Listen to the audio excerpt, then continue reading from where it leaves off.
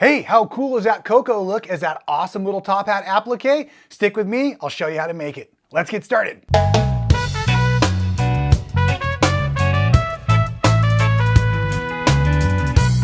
That's right, everybody. Today's video is dedicated to my dear friend, Scott Hansen, Blue Nickel Studios. Everybody, I am Rob Appell, National Sales Manager at Michael Miller Fabrics, official maker of fun right here at Making It Fun, and we are doing a top hat applique style project today to celebrate my crazy friend Scott, who considers himself to be quite the, the Mad Hatter, right? But what he is doing this summer, and I really just want to take a moment and encourage all of you, if you have never been to the Sisters Oregon Outdoor Quilt Show, there's a week full of classes starting July 4th through 8th, 2022, and then the big outdoor show with, I'm going to say millions of quilts, maybe just a few thousand, but at any rate, it is on July 9th, 2002 this year. It's going to be fantastic, and they have an amazing group of teachers up there, and Scott was sharing with me his incredible quilt. Let me show you on the design wall here. So this is the Mad Hatter patchwork quilt that he is teaching for the first time this year. That is super, super cool.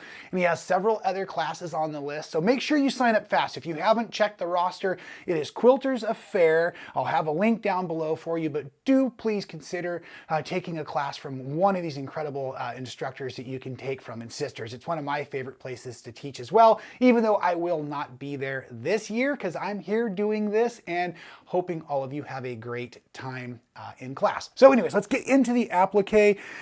His is a patchwork. I'm not stealing any of his ideas. You've got to go take his class. It's super cool. But what I thought would be really fun was not only to play with our awesome cocoa fabric. I mean, does that not look incredible? A tweed top hat. Does it get any better, right?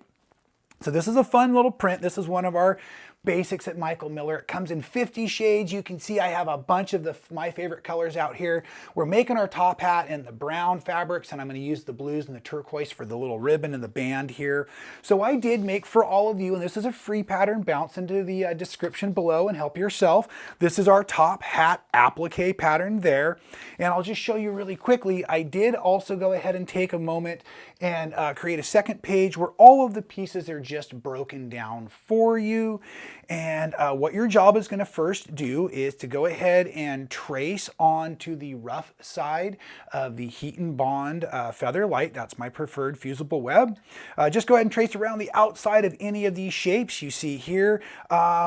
I did put the hat band highlight for space management inside of the hat. So these are two different pieces. You can see I've put a little bit of an outline around it. You may need a light table or something like that, or hold it against a window to see. It's a little dark on dark, but you're just really creating those two shapes, and I want to make sure to remind you those shapes are created individually. This is not cut out of the big black hat, as you can see right here.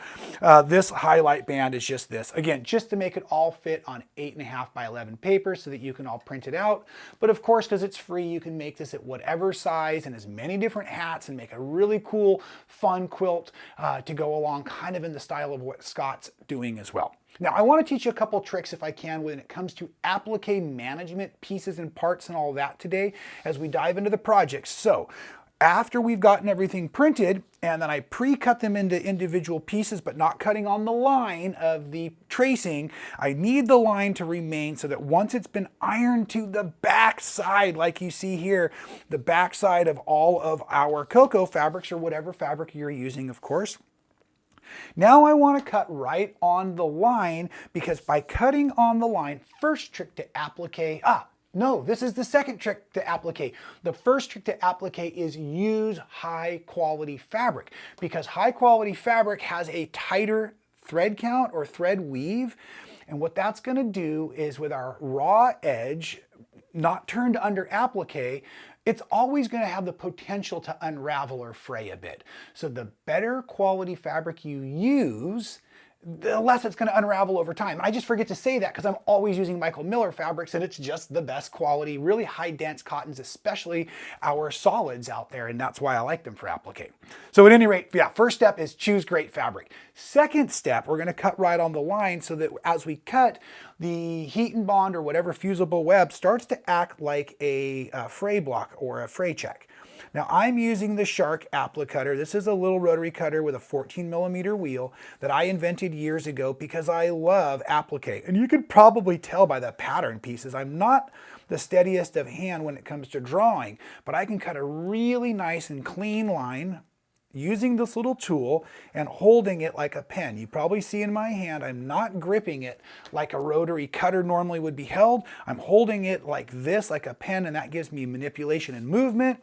And I'm also using my non-dominant hand to control the fabric a little bit as I use my dominant hand to push this cutter. So that's just a little trick, and you don't have to. This is kind of rule number 3 when it comes to applique, my style applique, working from some Rob's patterns, is it really doesn't matter if you cut it perfect or not. Building to step 4, of course. We'll get in step 4 in a second. Let's go ahead and trim this because, of course, you know I chose the easy one first to trim. That makes me look like I know what I'm doing and simple.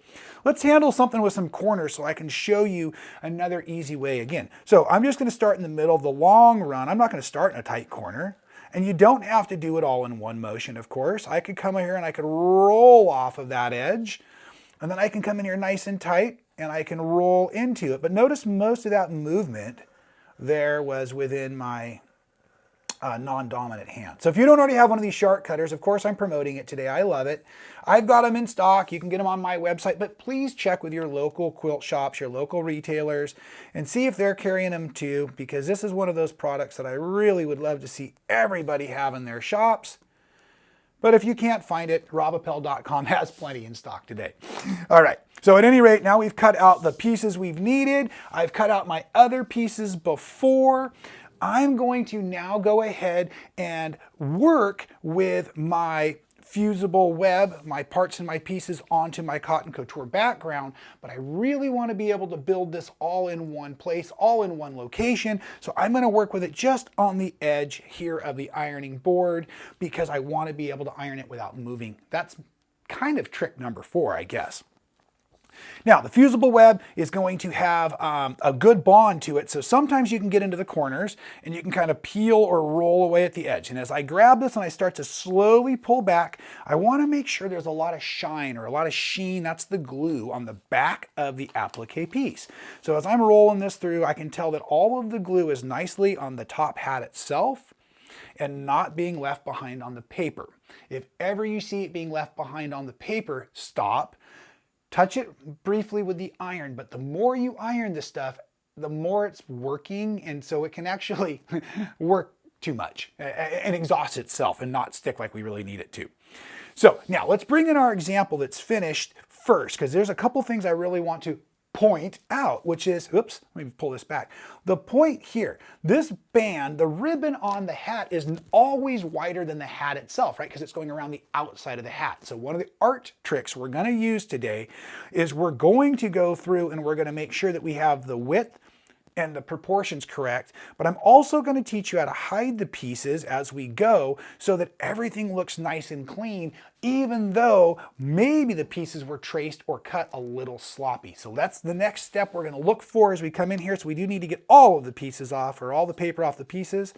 So again, heat and bond really peels off very nicely, but it's not the only fusible web out there. So maybe you have a fusible web that will provide a challenge for you. Let me teach you this trick. I just need to grab one of my working supplies, which is that one straight pin I keep on the set.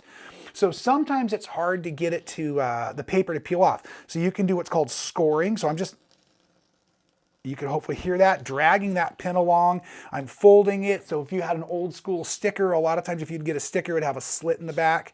Okay, so that's the same thing we just did there. It doesn't affect the fabric itself negatively. And sometimes on these really small pieces, you don't want to be pulling and pushing at the edges too much, because then you'll unfortunately distort your fabric. Okay, that was another great peel away. So we're good. I'm just going to set that all aside. No use for saving that later. I do need to move my straight pin. I would hate to lose that with only one around here today. Okay, so now as we build this up, I am going to bring it back right under the camera so you can see much better. So we need to think kind of in layers as we're going. I want to put in that highlight on the hat now, and as I place it down, I'm looking at a couple of things. I'm going to look at the distance along the side, and I'm going to look at the distance along the top. I'm going to make sure the angle fits nicely. And it kind of feels uniform because technically I could adjust that up or down right now. Now you'll notice by the size of the hat also, it's a nice tall top hat. So that means that the ribbon is going to fit in this space. This is not going to go right here, then I'm going to put the ribbon. But if you wanted a short top hat or no ribbon top hat, I guess I just created two patterns, didn't I? So at any rate, go to the big piece, and on this particular one, I did draw it so there was a nice squared out top edge. Those two squared out top edges right there, and they're going to literally go up and overlap. So trick 5 or 6 or 17 or whatever we're on right now, right, is to give myself overlap. But when I give myself overlap, I want roughly 1/8 of an inch, maybe even 1/4 of an inch, somewhere in between there, because what's going to happen over time is I'm going to free motion machine stitch just the uppermost layer. So I want to catch that uppermost layer as I'm working with my free motion quilting to hold everything in play forever and ever, but I don't want to have to stitch the brown and then the blue. So we're not going to touch or try to get close, because that's when we have to be super accurate in our tracing and our cutting. We're going to overlap, and we're going to overlap with enough bite or distance that we can quilt it successfully. Same thing with our little piece here as it comes in, and this is the ribbon part or the highlight of the ribbon. And it is not exactly perfectly symmetrical to the band itself, just by the way I drew it, but you can see we're going to cover up that little edge as we drop down our brim, just like that. Covers up all of the bottom of the ribbon, but we have dark around the top and the two edges. So that is the actual layout for this particular top hat. But what I really wanted you to focus on is making sure that you had the appropriate proportions and that you're hiding those edges so that as you come through and you start to stitch on these, all of the little parts and pieces will be held nicely in place. And these tricks work fantastic with all kinds of applique quilts. These are things I've been doing for years and years, so I just really wanted to take a little bit of time today while the classes still have a little bit of space in them to promote all of my friends, especially my dear friend and excellent quilting buddy, Scott Hansen, Blue Nickel Studios, and his super cool, super fun. And Scott, thanks for sharing all your fun inspiration and photos with me. I loved watching those blocks come together for your incredible Mad Hatter quilt. You all are going to have a blast this summer in Sisters. I so wish I could be there with all of you to take some classes myself, but life just doesn't allow. So at any rate, we will see you next week with another super fun tutorial in here. Please rush out to the Quilters Affair online, sign up for the classes, grab yourself some fantastic Michael Miller Cocoa fabrics to take with you for all of your workshops. Hey, with 50 colors, you just can't go wrong. And we'll see you next time at Making It Fun.